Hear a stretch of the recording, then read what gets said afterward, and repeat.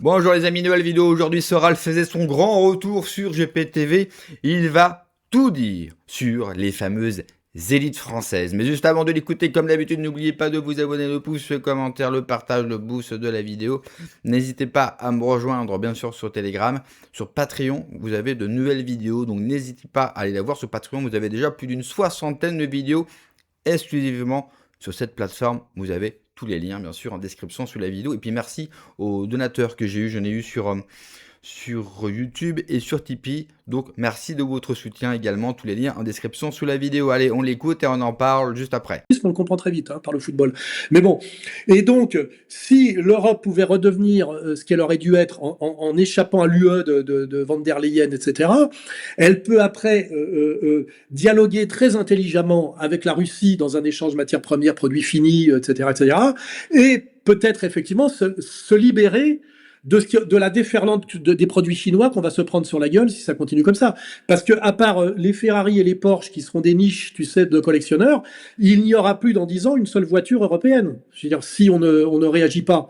Et ça, il faudra forcément que ça passe par du protectionnisme raisonné et une conception de l'Europe qui soit le contraire de l'Europe actuelle. Parce que sinon, on va se faire défoncer par les Chinois. Et l'intérêt de voyager, quand tu es en Russie et ailleurs, c'est que tu vois déjà que les bagnoles chinoises, attention, hein, ils font exactement tout mieux que nous et moins cher. Je veux dire, je vois pas comment on peut survivre au niveau de la production automobile si on ne règle pas la question du protectionnisme par rapport à la déferlante chinoise.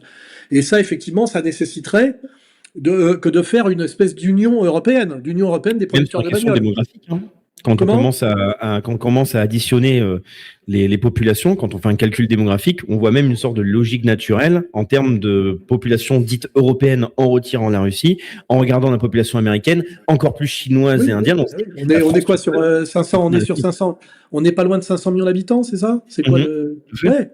Mais bien sûr que, mais c'est ce dont rêvaient les européistes, je dirais, gauliens.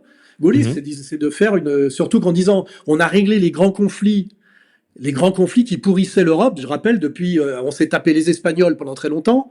Je rappelle, hein, Charles Quint. On s'est tapé les Anglais, on s'est tapé les Allemands, donc aussi à la marge les Autrichiens.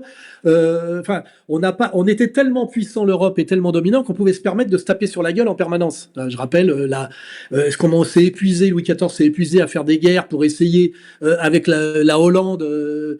Qui voulait pas parce que les Anglais voulaient pas qu'on mette un pied. Ça a toujours été la question de la Belgique, qui devrait être française normalement. C'est presque une aberration historique, mais bon, on s'est épuisé pendant des siècles tellement on était dominant à être dominant tout en se tapant entre nous. Il est évident qu'à un moment donné, avec la montée de l'Amérique, la montée inévitable de la Chine et même la Russie qui a un retard de développement mais qui a le plus grand potentiel du monde, mais parfois un potentiel est tellement lourd que le décollage est très très difficile. C'est le paradoxe d'avoir un trop grand potentiel. Et puis on a bien su user de tout ça pour le freiner au maximum. Mais c'est vrai que l'Europe, si c'était vraiment l'Europe puissance, serait la première puissance du monde. On a de leçons et on sait tout faire. On sait faire des avions, on sait faire des bateaux, on sait faire des voitures. On a des ingénieurs entre les Français, les Italiens, les Allemands géniaux. Et la question, c'est que des gens se sont immiscés dans le projet européen avec la complicité, comme toujours, de types qui ont opté pour la soumission de la France à l'Amérique. Je rappelle la triplette Monnet, Cassin, Schuman, et étudions simplement sur la question énergétique l'histoire de Konrad Kilian. La France avait les moyens d'être une puissance pétrolière. Or, c'est nous-mêmes qui y avons renoncé au bénéfice de l'Angleterre dans les accords Skype-Picot, et on a eu comme un héros français qui est le Laurence d'Arabie français, qui s'appelle Konrad Kilian, notez le nom et étudiez son histoire, qui a proposé, et à ce moment-là, c'était la 4ème République, De Gaulle n'était pas aux affaires, donc on ne peut pas savoir ce que De Gaulle aurait répondu. Nous avions les moyens, la France avait les moyens d'être une puissance énergétique, c'est-à-dire une puissance pétrolière et gazière, ce qui change tout dans la modernité, et c'est nos élites françaises qui étaient des agents américains qui y ont renoncé au prix même de la mort de Konrad Kilian. C'est-à-dire que la France est trahie par ses élites depuis très longtemps. Et la question, elle est là, c'est que est-ce que la France a encore un destin, ou est-ce que la France va devenir, quand je suis déprimé, je le dis, est-ce que la France va devenir l'Autriche? L'Autriche a été un empire et aujourd'hui, la France peut terminer comme l'Autriche avec les valses de Vienne. Vienne, c'est très sympa de visiter Vienne, mais l'Autriche n'existe plus. Or, la France et Paris peuvent devenir, dans 50 ans et même moins si on continue dans cette voie, peut devenir comme l'Autriche, quelque chose qui a été et qui n'est plus. Et où les Chinois vont pour se faire photographier sur le pont Alexandre III, où il y a encore, je le dis, les deux mamelles autorisées que la puissance judéo-anglo-saxonne nous autorise encore, c'est LVMH, les sacs à main, et Top Chef, la gastronomie. Tu vois, est-ce qu'on a envie d'être ça demain? Moi, je suis français jusqu'à la trogne, et je ferai toujours tout ce que je peux pour essayer de sauver la France, et même, je pourrais presque me réconcilier avec Pierre Hilard, en passant par la théologie et le baptême de Clovis, pour croire qu'effectivement, que la France a un destin sacré.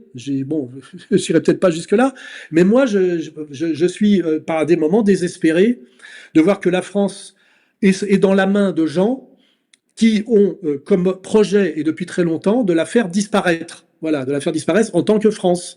Et malheureusement, on n'est pas loin là de la disparition.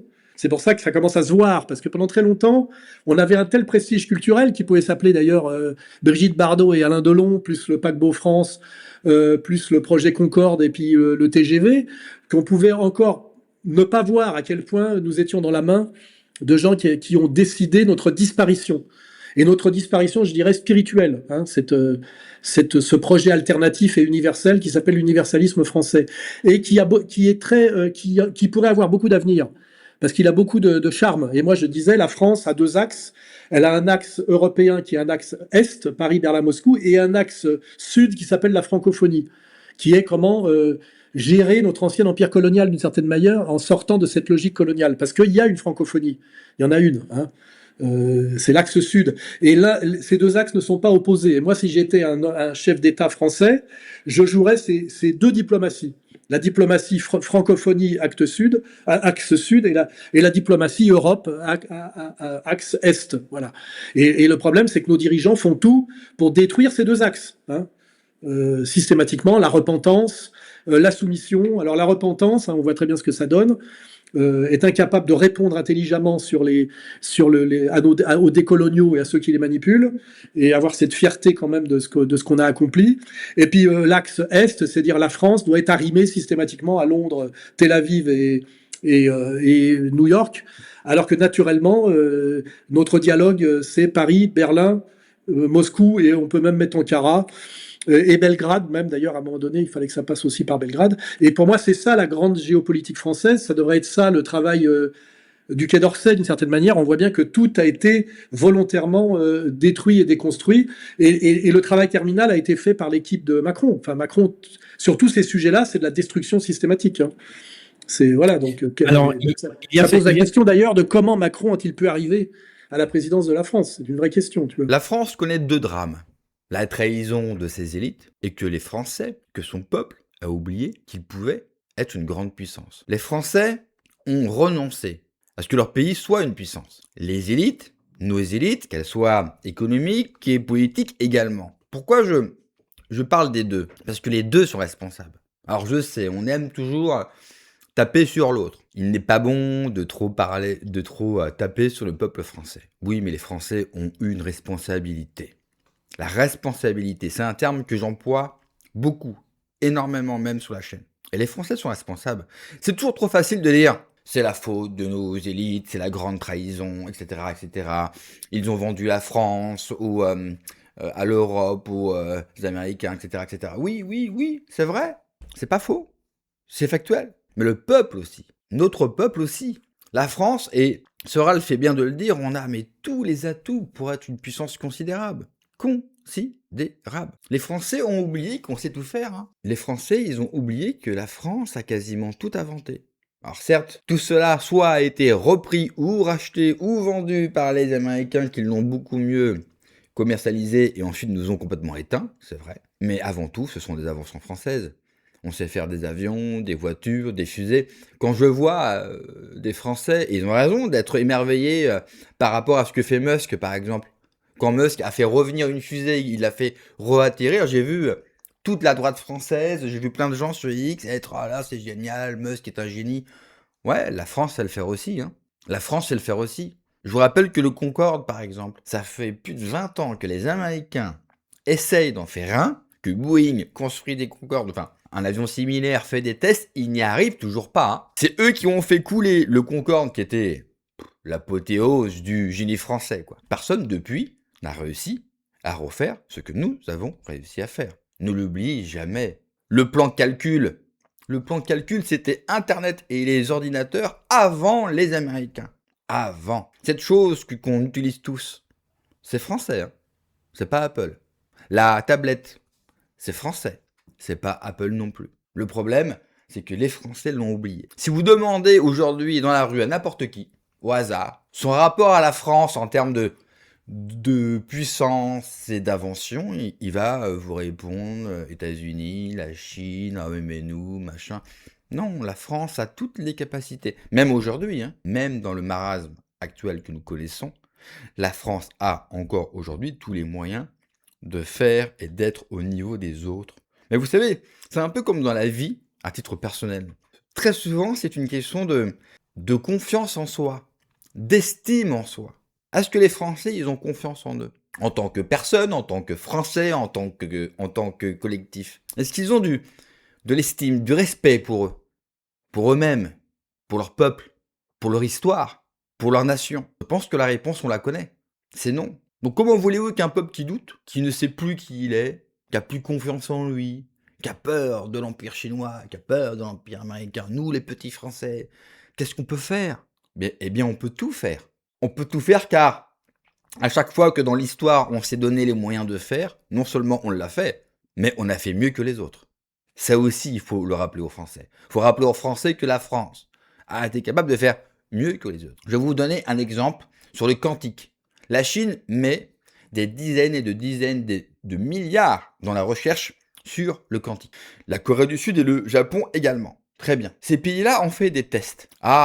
Quelques jours, même quelques heures d'intervalle, et chaque pays bat le record de l'autre. Et vous n'allez jamais le croire, mais il y a un tout petit pays qui s'appelle France, qui n'a pas du tout les moyens. C'est une petite start-up qui a 3 francs 6 sous, qui a battu tous ces pays-là, qui pourtant mettent des milliards. Cela résume qu'une seule chose, qui fait la grandeur de la France, c'est notre génie. Merci d'avoir regardé la vidéo les amis, n'oubliez pas comme d'habitude de vous abonner, le pouce, le commentaire, le partage, le boost de la vidéo, prenez soin de vous, que Dieu vous protège, allez ciao.